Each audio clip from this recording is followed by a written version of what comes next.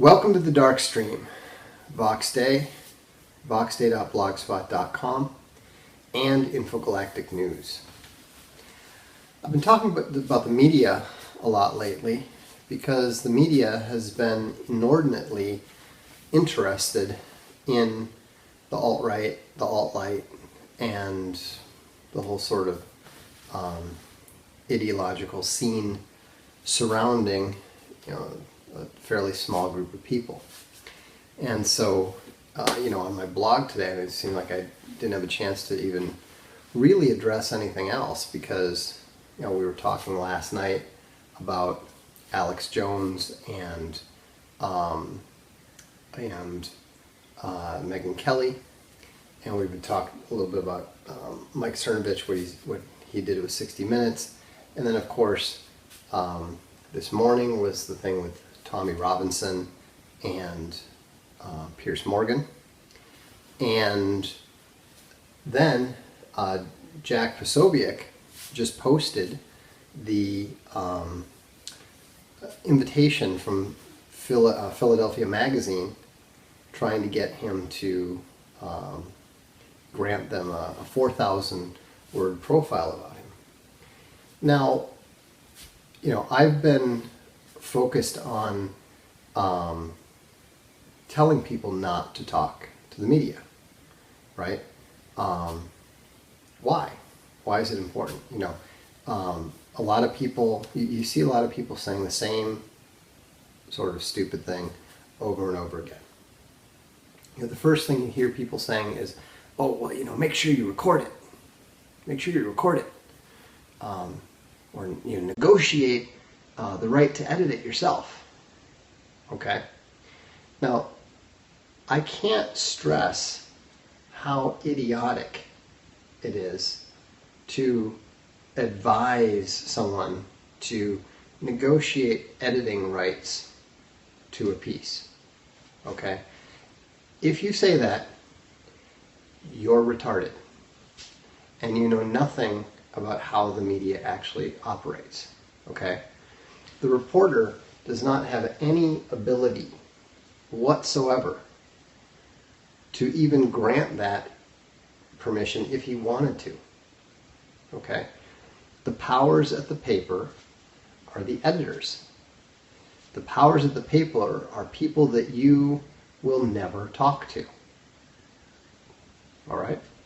The producers and the editors are the ones who make those decisions, not the talent, not the reporters.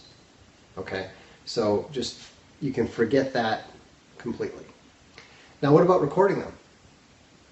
That's what I did when I was dealing with David Pacman. That's what Alex Jones did. That's what Mike Cernovich did. What good does it do? People say, well, Alex was able to prove that Megyn Kelly's a liar. So what? Who doesn't know that already? People already know they're dishonest. It's the media. So you're going to allow them to do a hit piece on you, congratulating yourself because you know it's a hit piece. I mean, that's just all that means is, well, I know it's a hit piece, but I'm going to do it anyhow because you're stupid. There are occasions where it is potentially worth it. Cernovich knows what he's doing.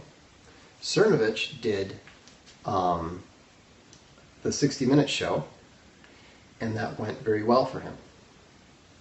Not because he recorded it or anything like that, but because he adequately prepared.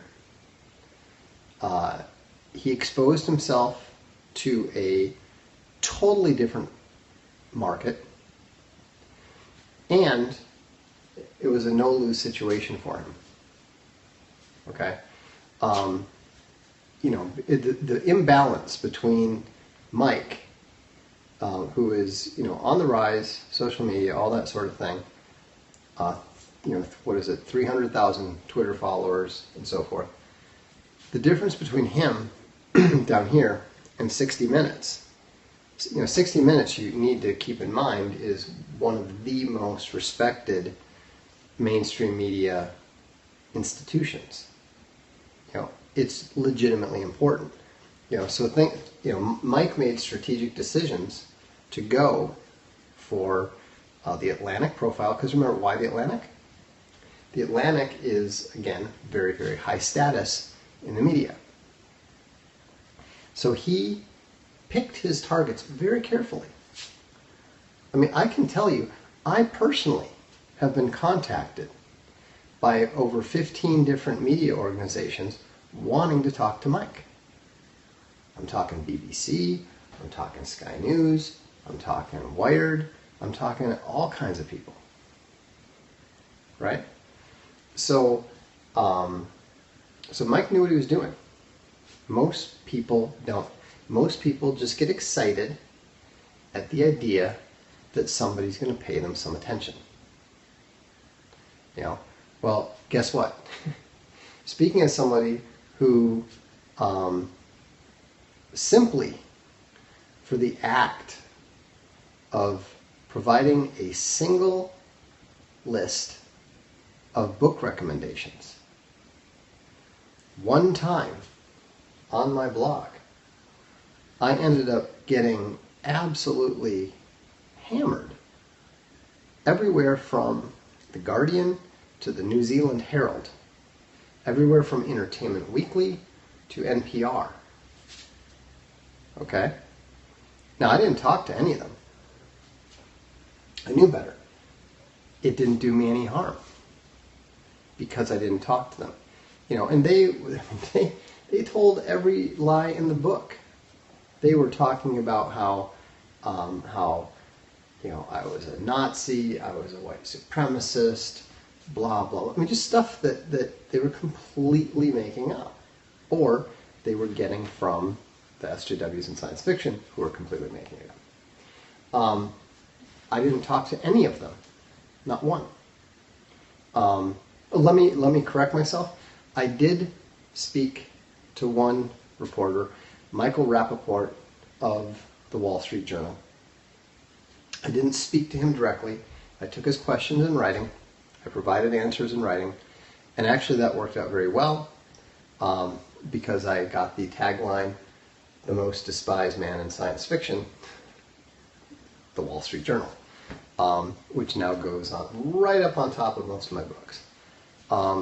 Again, picking your spots. People have said, they've asked me about Roosh. A lot of people know that I had advised him to do that press conference that helped him end the witch hunt, the global media witch hunt that had him, pinned down in his parents' house. Why? Because he was already engaged with the media. If the media is camping outside your door and putting pictures of you answering the door to the pizza delivery guy, okay, you don't have a choice at that point. You have to engage. And so what Roosh did brilliantly, I might add, absolutely brilliantly, what he did was he went on the attack. And he did such a good job of overturning their narrative. Their narrative was all about how he was a coward hiding from them, blah, blah, blah. Well, simply the act of going out and holding the press conference and then demanding questions of them that they did not want to answer, he shattered their narrative. Because that's what you have to keep in mind. These things are all about. This Philadelphia piece that they want to do about Jack Posobiec is because they have a narrative about Jack that they want to establish. When they were trying to talk to me about the rabid puppies and science fiction, the Hugo's Award, they had a narrative they wanted to establish. Okay? They had to do it without my help. and it was not very successful for them. In the same way, they have a narrative that they're trying to establish with regards to the alt-right. I get contacted by the New York Times at this point almost regularly. Why? Because they are trying to establish this narrative about the alt-right, and it's irritating to them because my name is one of the names that keeps popping up, right? So I answer them. I haven't until now answered them in writing. I'm not going to bother doing so anymore. Why? Because they never run any of my answers. My answers don't fit their narrative. So I've now learned that Stefan Molyneux's policy of simply not bothering to talk to them is the correct one.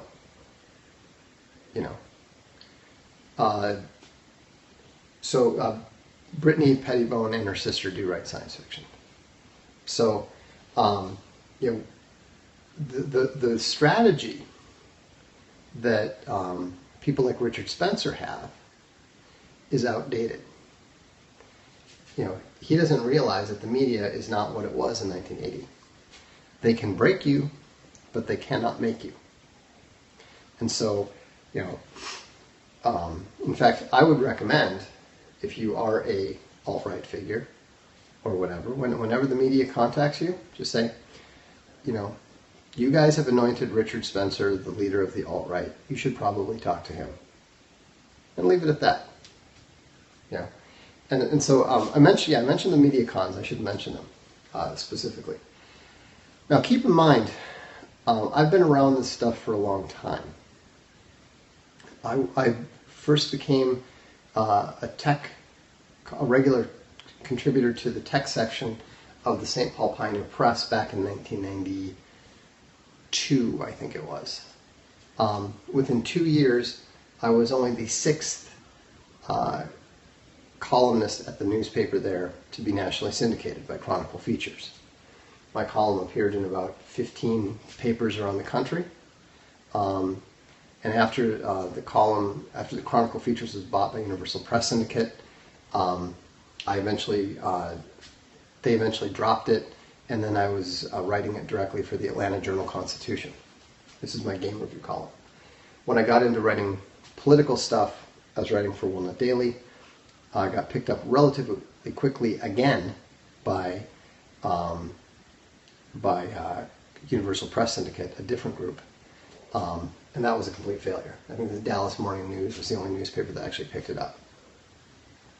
But the point is, I've been around this stuff for a long time. I know how it works. And so, the second time, that was when the editor told me to try to dumb it down a bit. It did not work. So anyhow, the way that the media gets you, and you need to understand that they are far better at this than you would ever believe. They are convincing. You can tell yourself all you want, oh, I'm smart, I'm skeptical, they will never put it over on me. And then the next thing you know, you're sitting there telling the guy your life story. Why are they so good at it? Because they do this all the freaking time. They do this every day. Every story they do, every story you read with quotes in it, means that they have run one of their standard games on the people being quoted. It doesn't matter what the story is about, they always use the same techniques. The first technique that they like to use is, I want to help you get your side of the story out. This is particularly good when they're dealing with somebody who's potentially adversarial. They'll say, look, we're doing this story on this subject we're doing this story on the alt-right, and we're doing it anyhow. So if you want to get your side of the story across, you need to talk to me. You need to, if you want to get your perspective out, I'm giving you the opportunity. So and I'm really I'm really interested in that sort of thing. So Just give me your side of the story and I'll put it out there. Now, what do they actually do? They keep you on the phone for as long as it takes to get their kill quote. The kill quote is the one statement that will discredit you, disqualify you, or otherwise confirm what the narrative about you is. So, for example, when I talked to Wired about the whole sad puppies, rabid puppies thing, she contacted me right before that, or before the Hugos are going to be announced. That's all she wanted to talk about, just the book stuff. I said, hey, I got a book coming out that deals with some of this. It would probably help you understand it better if you read the book. Oh yeah, send me the book. I sent her the book. She actually reads the book. This is SJW's Always Lie we're talking about. It's 2015. She actually reads the book. She just wants to talk about books. Great, fantastic. Anyhow, I talked to her for like 2 hours about this. 2 hours. We're just talking about books. We're talking about science fiction. We're talking about what's happening in science fiction and publishing, the way things have changed, the way Amazon has dealt with all this stuff, right? Then she's like, okay, this is great, but we haven't really talked about your book yet, and we should talk some more, and that sort of thing. I'm like, okay, fine. So she calls me it's about 1 in the morning. She keeps me on the phone for 2 hours. I mean, I'm tired at this point. I don't even know why I'm still talking to this woman. It's just Amy something or other was her name. Anyhow, so she's talking, and finally some of the subject comes around to immigration, and she's kind of curious. Oh, I know you're in Europe. What's going on over there? And so I relate. I've recently had seen these signs up I've been on a train trip up to Germany, and so I'd seen these signs in the train station, in the bathrooms, showing immigrants that they're supposed to lift the toilet seats up before they crap in them in the toilets, because they were actually taking dumps on the closed lids. And so, anyhow, she doesn't react in horror or anything. She's just like, oh wow, that's really different, that sort of thing. Guess what? When the story comes out in Wired, guess what the whole thing's about? I mean, the stuff that's about me doesn't say anything about the fact that I write fantasy or science fiction or any of this stuff. They've got a little bit about the Hugos, a little bit about this, and then it's basically, VoxDay is this terrible person who hates immigrants and Africans and blah blah blah. Yeah, exactly. They tried to. That was the narrative. I mean, imagine spending 4 hours talking to somebody, actually reading an entire book, or at least reading enough of it to ask relevant questions. Okay, this was when I learned my lesson. This was when I learned these people are scum. These people have absolutely no integrity. They will lie to you in a way that you cannot even grasp that they're willing to lie. I mean, seriously, I get, when Megyn Kelly is saying ridiculous stuff to Alex Jones, like, oh, I'm just fascinated by you. Her name was Amy something or other. It's in SJW's Always Lie, actually mentioned this. No, I mean, it didn't end up doing me any harm. Actually, it did do me some harm at Breitbart, because the people at Breitbart were extremely offended by this. And fortunately, there were people inside Breitbart who were defending me. And also, fortunately, not long after this, the Daily Mail did a big piece, and they actually had exactly the same signs up that I'd been referring to. And not only that, but there have been subsequent, this is a story that keeps popping up. I mean, just last week, a English university had to tell its students, basically, stop crapping on the toilet seats. And so, once people understood that, this is not Vox making up crazy stories about Africans and immigrants, this is actually something that's a real problem in Europe, that defanged their narrative. But it did allow people like here at the New Republic and other places to claim that I was a white supremacist on the basis of the Wired story. So, anyhow, so that's the first thing. Let me help you. Let me tell your side of the story. The other thing they do, they'll play, is the whole big fan thing. And that was what Megyn Kelly did. I'm a big fan. I'm so fascinated with you. It's just amazing what you do. That's usually the approach that you'll see women take, just because guys are susceptible to it. I very much doubt that Alex believed that, but you could see from that picture where he's in the car with his shades on and she's sitting there with her shades on. It's all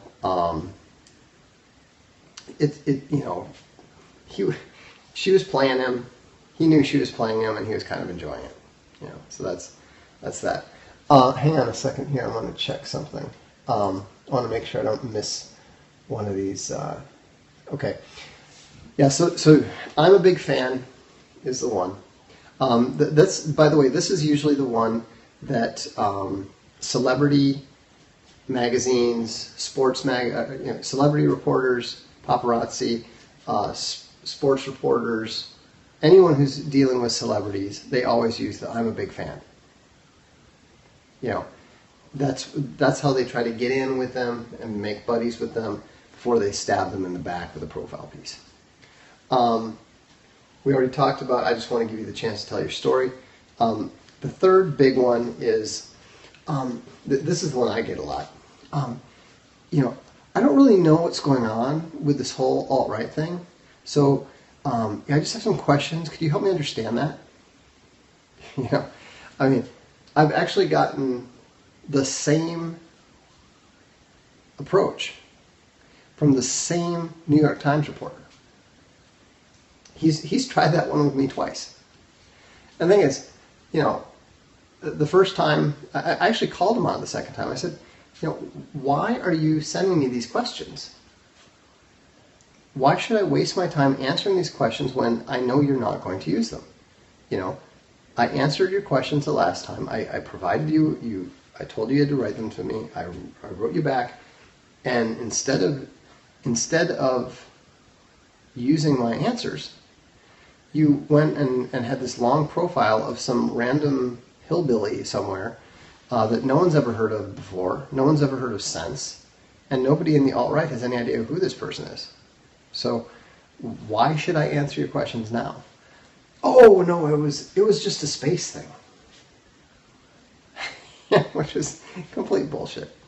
I said, fine. You want some questions about the alt-right? Send me your questions. He sends basically the kind of questions that I've already answered. So I just answered them again. I said, I'm sending you these answers, and I have absolutely no doubt that you're not going to use them because they do not fit your narrative. Good luck. Now I'm not going to bother. I don't think I'm going to, like I said, I'm modifying my media. I'm modifying my media policy, and so now I'm only answering. I'm not going to bother with written answers. Now the only things I'm going to talk to about, other than friendly people, is stuff directly relating to Infogalactic, directly relating to Castalia House, or a book that we sell. You have to. There are people that have to deal with the media. People said, well, Donald Trump talks to me. He's a politician. He's running for office. He has no choice. You have to deal with the media. Even there, he didn't deal with them on their terms. he blew off that one Republican debate just because he didn't like what they were doing. No, but Cernovich is not an exception.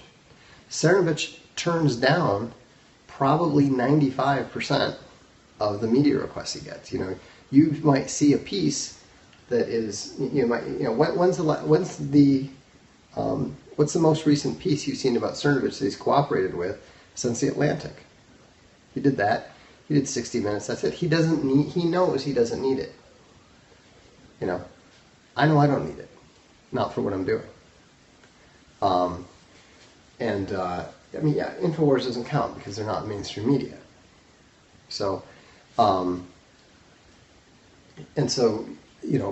doesn't need it. Molyneux's got 659,000 YouTube subscribers. You know, I mean, he can literally talk to me about a Russian novel. I mean, think about that. Is there anything that is less mainstream entertainment than two middle-aged bald guys talking about Dostoevsky? I mean, this is not exactly Keeping Up with the Kardashians. And yet, there's something like 60,000 views of it. You know? So, so it's a new world. We don't need to cooperate with them. Yeah, I mean, someone like Sam Hyde is different. If I were the God Emperor, I would make Cernovich the communications director. I would also make sure that he didn't drink any coffee while he was doing that. But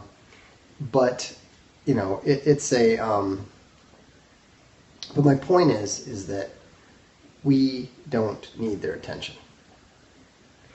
And their attention is not beneficial. You know, even if you engage and you survive, you have accomplished no more than not doing it in the first place, in most cases. And so, anyhow, it's I don't even know what these people are babbling about. There is conservative radio. I mean, there's alt-right radio in Europe, you know, no question about that. But the thing that the right needs to be better about is they need to be better about supporting each other, you know, and we are doing that, or at least some of us are doing that, you know. Castalia House is publishing Tara McCarthy's new book. We've published one of Cernovich's book. We may well be publishing more. Mike is now working with Alex and Paul Joseph Watson. Molyneux is kind of at the center of all of it. He uses his big platform to the benefit of everybody. A lot of people, I don't think, give Stefan the credit that they should for his generosity. He does not think only of himself. But you still do sometimes have to engage with the media. I just was answering questions earlier today. A Wired reporter is pretty clearly doing a story on Infogalactic and possibly alt-tech in general. They've already done one story on alt-tech where it was a bit of a hit piece on Gab. I don't know what this piece is going to be. As usual, I only took written questions. The questions were almost all technological. And so, we'll see. I mean, you can't, when you're dealing with product-related stuff,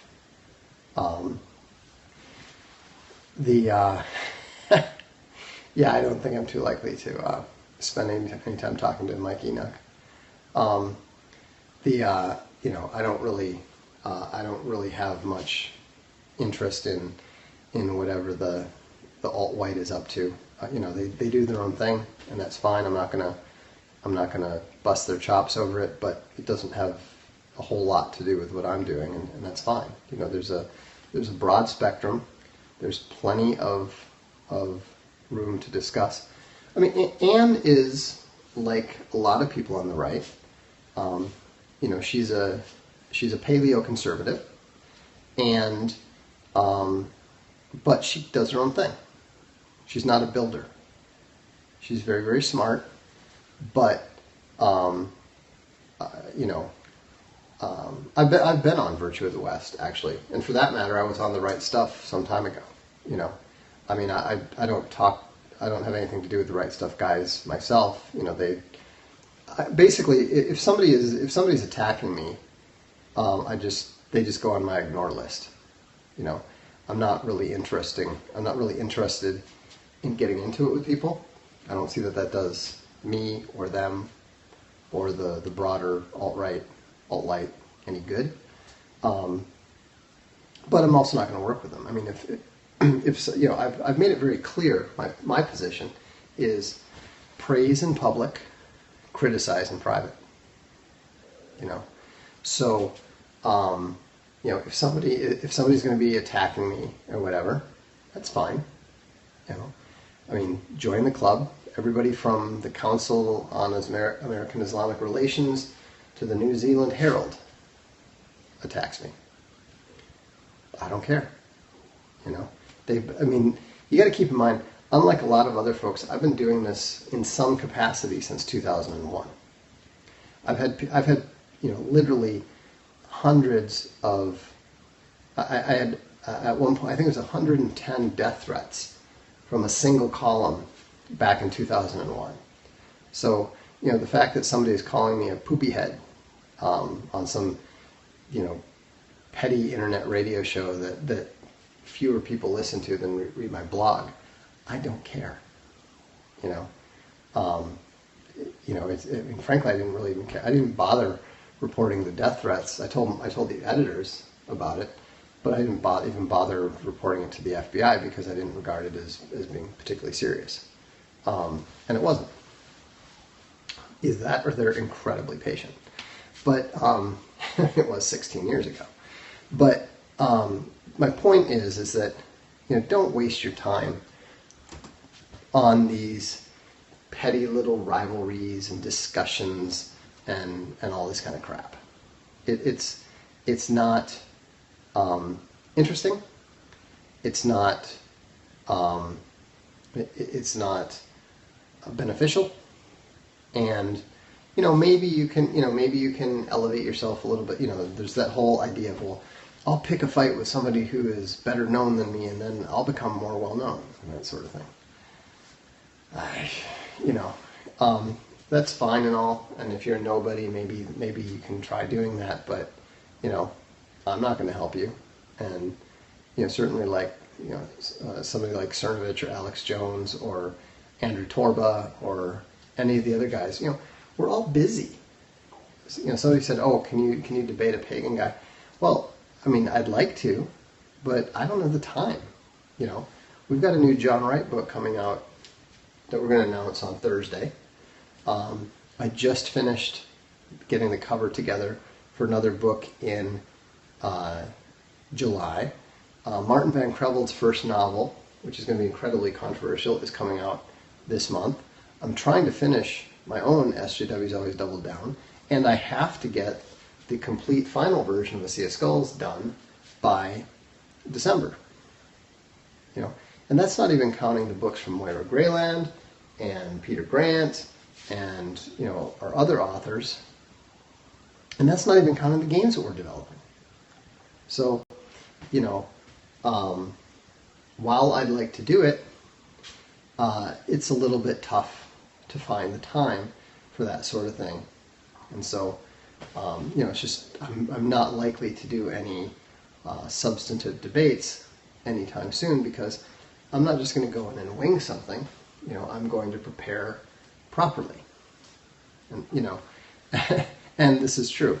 You know, we have bigger problems right now than deciding whether, you know, deciding how Europe should ideally govern itself in the future. You know, so what I would say is, well, I'll say what I've said to the pagans and the atheists before. Help us make our church better. Help us Christians make our church better by holding us accountable to the actual biblical standards. I'm not talking about, the bullshit criticism and whatnot that people like to engage in. I'm talking about the substantive stuff. I'm saying go ahead and hold us accountable to that.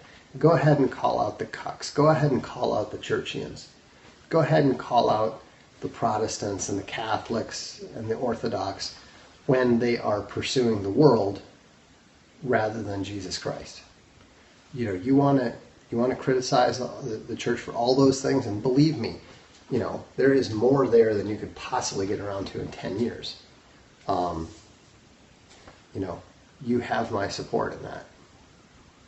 So, anyhow, I think that should sum it up.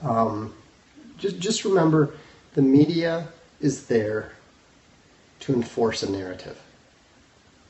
If they are contacting you, they are attempting to use you to enforce that narrative. And I don't know why you guys keep asking about that. I just had the cap on today. It's been hot and sunny, and so I had it on. That's all. I mean, I've had this cap for years. I think like 7 or 8 years. I think it's even. I think my profile picture on Facebook actually. I think I'm wearing this cap. So anyhow, so thanks very much. And what I'd encourage you to do is support these guys. Stop looking for our flaws. We all have flaws. Cernovich has flaws. I've got flaws. Torba has flaws. Milo has flaws. We know this. We admit this. There's no reason to hammer them for these things. Support them. Because they're the ones who are going to help you make a difference. They're the ones who are going to help us win. So have a good one, and we'll catch you later.